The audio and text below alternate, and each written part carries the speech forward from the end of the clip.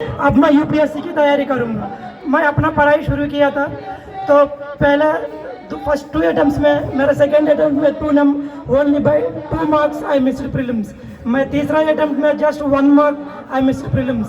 जब मैं 4th 5th attempt में मेरा मम्मी को कैंसर हुआ था, वही समय कोरोना की प्रॉब्लम है, तो मैं अपना प्रिपरेशन छोड़ दिया था। मेरा फिर भी क्योंकि मैंने लेट से प्रिपरेशन शुरू किया था, मैं हर अटेम्प्ट देता रहा था।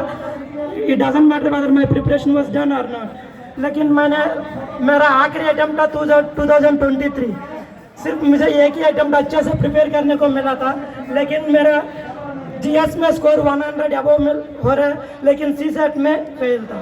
लास्ट टाइम भी सीसेट में फेल था। मैंने सोचा था अगले बार सीसेट अच्छे से तैयारी करूंगा, शायद मेरा अंदर कमी हो सकता है, शायद मेरा प्रैक्टिस में थोड़ा सा कमी हो सकती है, इसलिए मैंने सीसेट क्वालिफाई नहीं हुआ था। लेकिन इस बार मैंने अच्छे से तैयारी करके आया था सीसेट के लिए, फिर भी मैं फेल था।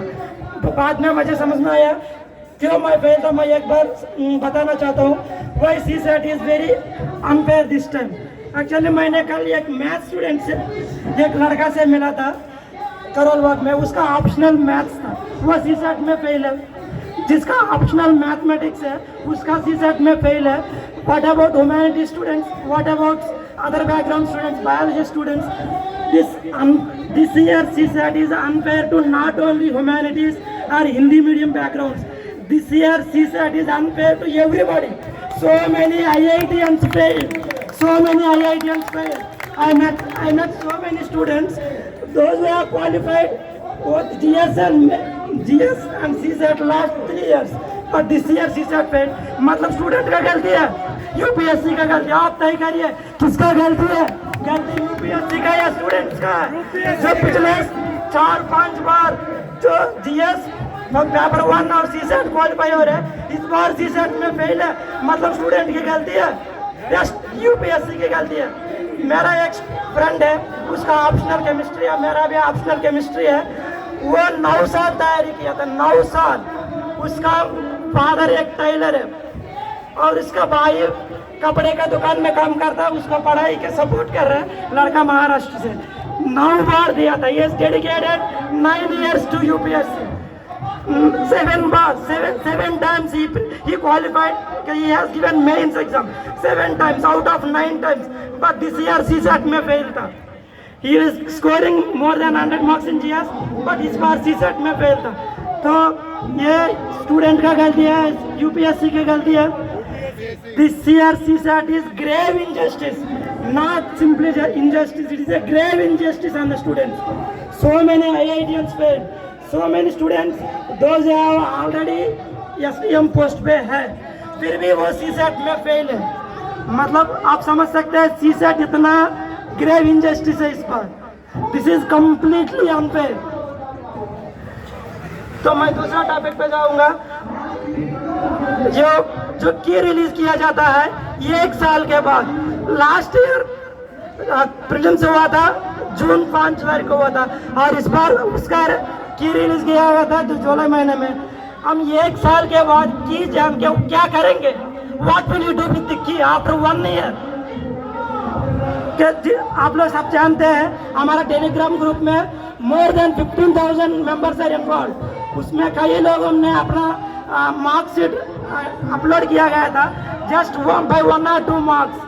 Many students has failed in CSAT, and by 1 or 2 marks many students has failed in GS also.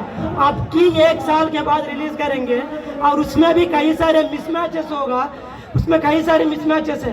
Last और 5-6 साल से देखेंगे, कई कोचिंग इंस्टीट्यूट के एक्सपर्ट ने भी यूट्यूब में वीडियोस डाला था। लास्ट 5 years में मोर देन डजन मिसमैचेस इन की।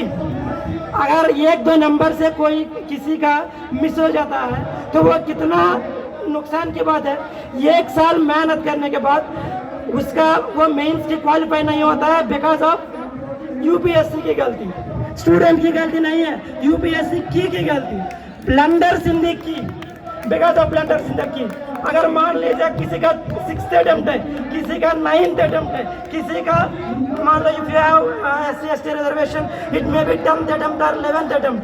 अगर आखिरी अटेम्प्ट में यूपीएससी की ब्लंडर्स की वजह से आप बाहर हो जाएंगे रेस से, आप प्रीलिम्स से ही क्वालिफाई नहीं होंगे। 10 साल तैयारी करने के बाद आप अगर प्री क्वालिफाई नहीं होंगे, वो भी यूपीएससी गलती की वजह से, तो ये कौन सा इंजस्टिस है? This is grave injustice. 10 साल तैयारी करने के बाद अगर कोई लड़का यूपीएससी की ब्लंडर्स की वजह से अगर वो प्रीलिम्स में ही बाहर हो जाता है, तो उसका कौन सा जस्टिस मिल सकता है? या किसी का लड़का का फ्यूचर आप वापस दे सकते हैं? किसी का सपने को, किसी की सपने के ऊपर पानी डाल दे रहा पूरा।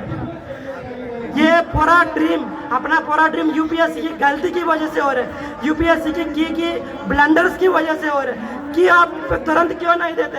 कई सारे एग्जाम्स हैं, लाइक केंद्रीय विद्यालय, आई हैव गिवन पीजीटी केंद्रीय विद्यालय, लाइक आप कई लोग CSIR नेट एग्जाम देते हैं, यूजीसी नेट एग्जाम देते हैं, उसमें हम लोग को OMR शीट का कार्बन कॉपी मिलता है, OMR शीट का कार्बन कॉपी तुरंत मिल जाता है। और वो एक जो भी इंस्टीट्यूट एग्जाम ऑर्गेनाइज कर रहे हैं, वो एक नोटिफिकेशन देता है, किसी का तुरंत की रिलीज किया जाता है। एग्जाम खत्म होने के बाद 1 हफ्ता के अंदर की रिलीज किया जाता है और स्टूडेंट से ऑब्जेक्शंस के लिए ऑफर किया जाता है। किसी का भी अगर की में कोई ऑब्जेक्शंस है, पहले उसको हम लोग इन्फॉर्म करना पड़ता है, उसके बाद रिजल्ट डिक्लेयर करते हैं। यूपीएससी क्यों नहीं करता है ऐसा? अगर आप की 1 साल के बाद देते, हम क्या करेंगे की लेके? मान लीजिए मेरा आखिरी अटेम्प्ट है, यूपीएससी की वजह से मैं बाहर हूँ, क्या मुझे कौन जस्टिस दिला सकता है? इसका जिम्मेदार कौन है? मेरे सपनों के ऊपर पानी डालने वाला कौन है? बताइए, क्या गवर्नमेंट जस्टिस दे सकता है? यूपीएससी की वजह से अगर कोई बाहर हो जाता है, उसकी जस्टिस कौन दे सकता है? क्या यूपीएससी देगा या गवर्नमेंट दे सकता है? बताइए, this because of this blunders in the key, there is no accountability, there is no transparency. आप 1 साल के बाद की रिलीज करेंगे तो कोई मतलब नहीं है, दिस इज जस्ट ओपेकनेस। और मेरा दूसरा मुद्दा है कोरोना की वजह से, तो मैं यही डिमांड करता हूँ, यूपीएससी की तुरंत 1 हफ्ता के अंदर रिलीज करना चाहिए, स्टूडेंट्स का ऑब्जेक्शंस भी एक्सेप्ट करना चाहिए, उसके बाद ही फाइनल प्रीलिम्स रिजल्ट रिलीज करना चाहिए। 1 साल के बाद नहीं, 1 साल के बाद की कोई काम का नहीं, मेरा मानना यही है। और तीसरा मुद्दा है कोरोना। पार्लियामेंट में हमारा फाइनेंस मिनिस्टर जी निर्मला सीतारमण जी कहते हैं, this is an act of God, Corona is an act of God. Because of this act of God, so many things have changed, so many lives have turned, so many of us have lost our parents, our siblings. तो corona की वजह से मान लीजिए आपका you are affected by corona, if your preparation was not done, if you are in the last attempt, so because of this act of God we have lost our life, because of this act of God we lost our dreams, because of this act of God we are unable to prepare. तो आप compensatory attempt क्यों नहीं देते? Compensatory attempt देने से आपको क्या नुकसान हो रहा है? क्या हम जॉब मांग रहे हैं?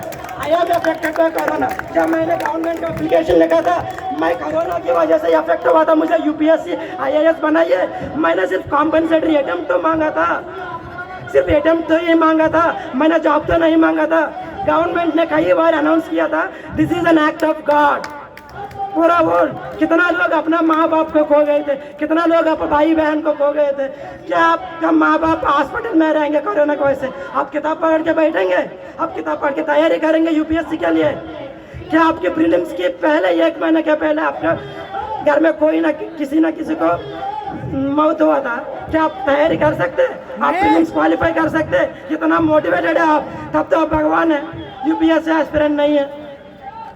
तो हम इसलिए मांग करते हैं कि हमारा गवर्नमेंट सोचना चाहिए, कोरोना कॉम्पेंसेटरी अटेम्प्ट हर सबको, लास्ट जो 2-3 साल से कोई भी अटेम्प्ट दे रहे हैं, उन हर सबको कम से कम 2 साल की कॉम्पेंसेटरी अटेम्प्ट मिलना चाहिए।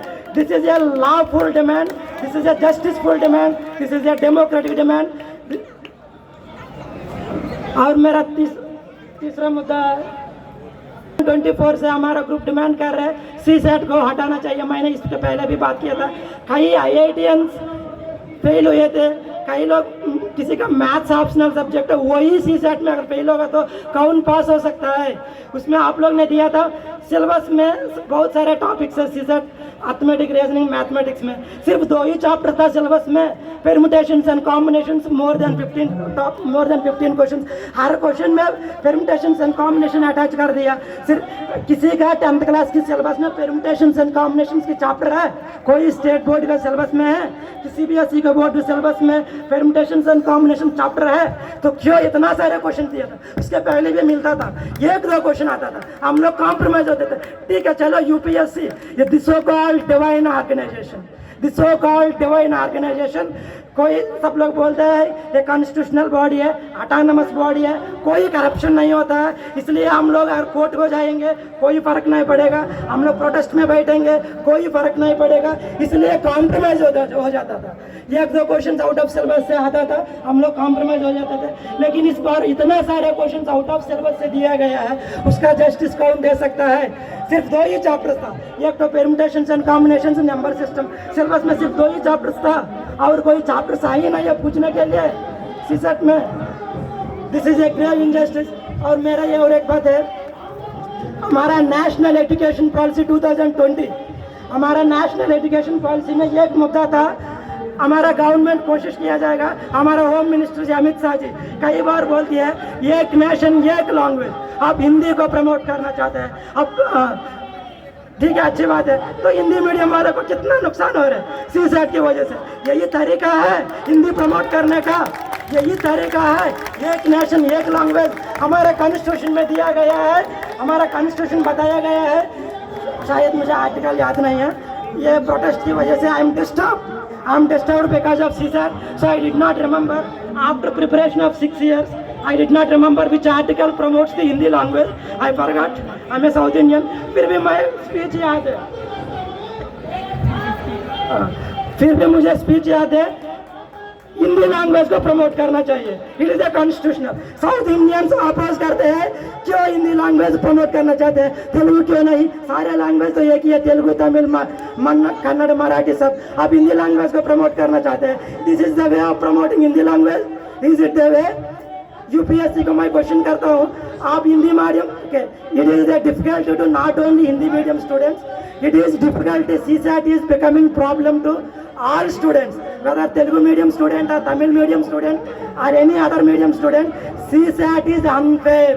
CSAT is not only unfair to Hindi medium, CSAT is unfair to everybody.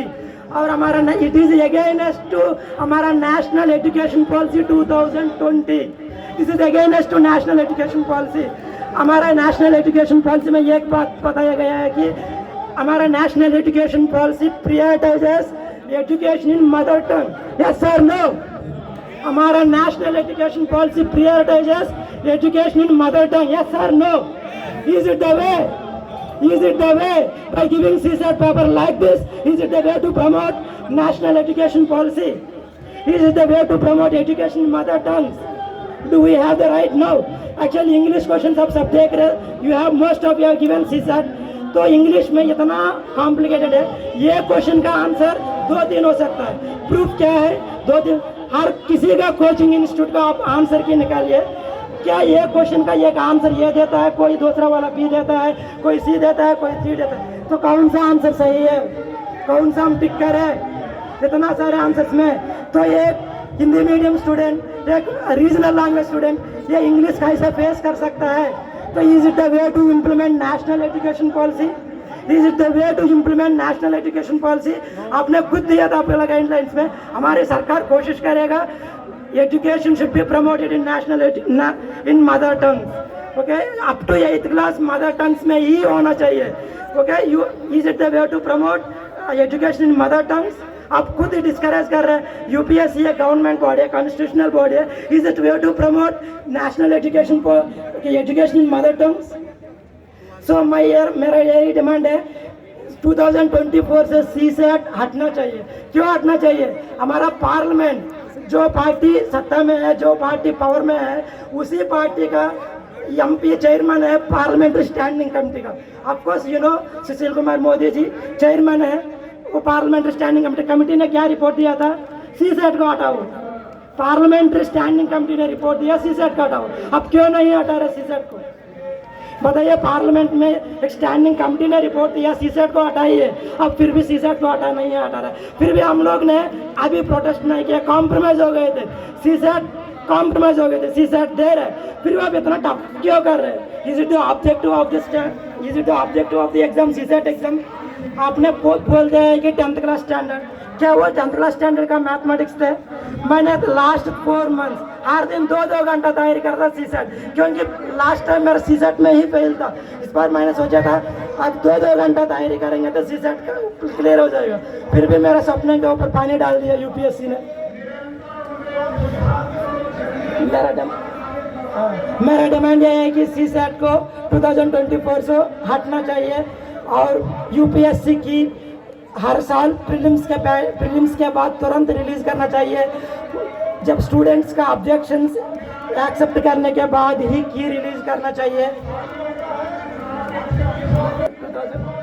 और सबको कम से कम 2 साल CSAT compensate, not on CSAT, UPSC compensate attempt मिलना चाहिए, क्योंकि मैंने बताया कितना लोग अपना माँ बहन को, माँ बाप को खो गया था।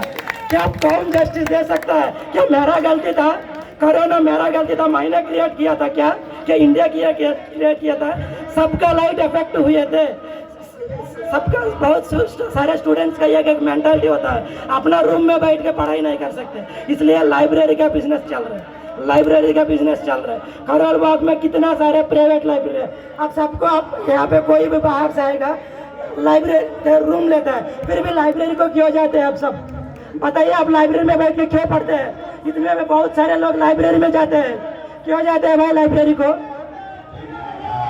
बताइए भाई, अब सबके पास घर तो है, इफ यू आर लोकल, या रूम तो है पढ़ने के लिए, फिर भी लाइब्रेरी को क्यों जाते हैं पढ़ने के लिए? क्योंकि मन नहीं करता है, लाइब्रेरी में मोटिवेशन होता है। तो कोरोना टाइम में लाइब्रेरी खुला है क्या? बताइए, कोरोना टाइम में लाइब्रेरी खुला है कि बंद है?